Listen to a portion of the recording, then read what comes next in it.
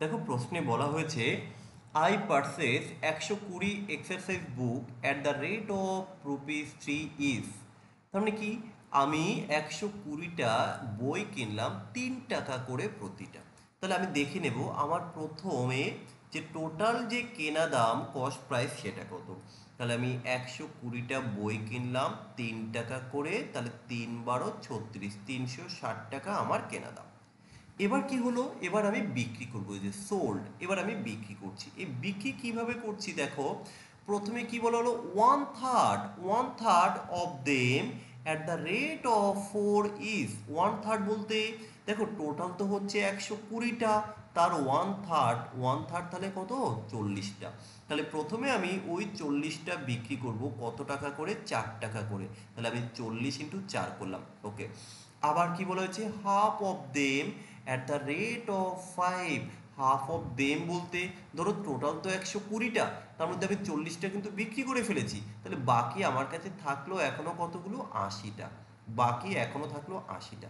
এবার বলা হচ্ছে হাফ অফ দেম বলতে কি, তাদের মধ্যে বাকি যে অর্ধেক, তাহলে এর বাকি অর্ধেক কতগুলো হবে, 40টা। তাহলে আরো পড়ে থাকলো কতগুলো না, 40টা। তাহলে দেখো টোটাল এই যে এখানে আমরা পেলাম 40টা, এই 40টা, এই 40টা, তাহলে টোটাল 120টা হয়ে গেল। এবার বিষয়টা হচ্ছে বাকিগুলো আমি কিভাবে বিক্রি করলাম। তাহলে এই যে এই পরের হাফ আমি বিক্রি করেছি 5 টাকা করে। তার মানে এই পরের হাফ যখন আমি বিক্রি করলাম, এই 40টা, অর্থাৎ এটা বিক্রি করেছি আমি 5 টাকা করে। তাহলে 40 × 5। আচ্ছা, এরপরে কি হয়েছে, the rest of the cost price. Rest মানে কি, এখানে বাকিটা, বাকি আরো কত, এই যে বাকি আরো হচ্ছে 40টা। এটা কেনা দামে বিক্রি করেছি, কেনা দাম কত, কেনা দাম তো আমার 3 টাকা করে, তাহলে বাকিটা আমি 3 টাকা দামে বিক্রি করেছি। তাহলে আমি এখানটা লিখলাম 40 × 3। তাহলে আমি টোটাল যে কিনলাম, টোটাল কেনা দাম হচ্ছে 360 টাকা। টোটাল বিক্রয় দামটা আমি দেখে নেব, 4 × 40 কত, 160, আর 5 × 40 কত, 200, আর 3 × 40 কত, 120। তাহলে টোটাল কত হবে, 100, 300, 400, 480 টাকা। তাহলে তুমি কিনেছো কত টাকা দিয়ে, 360 টাকা। তুমি বিক্রি করেছো কত টাকা দিয়ে, 480 টাকা। তাহলে তোমার কত প্রফিট হলো, আগে তুমি দেখো প্রফিট।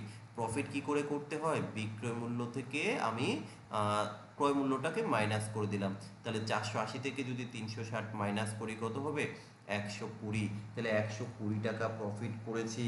তাহলে এই 120 টাকা যে প্রফিট করলাম, এখানে যে যে প্রফিট পার্সেন্টেজ, তাহলে প্রফিট পার্সেন্টেজ কিসের উপর হয়, ক্রয় মূল্যের উপর।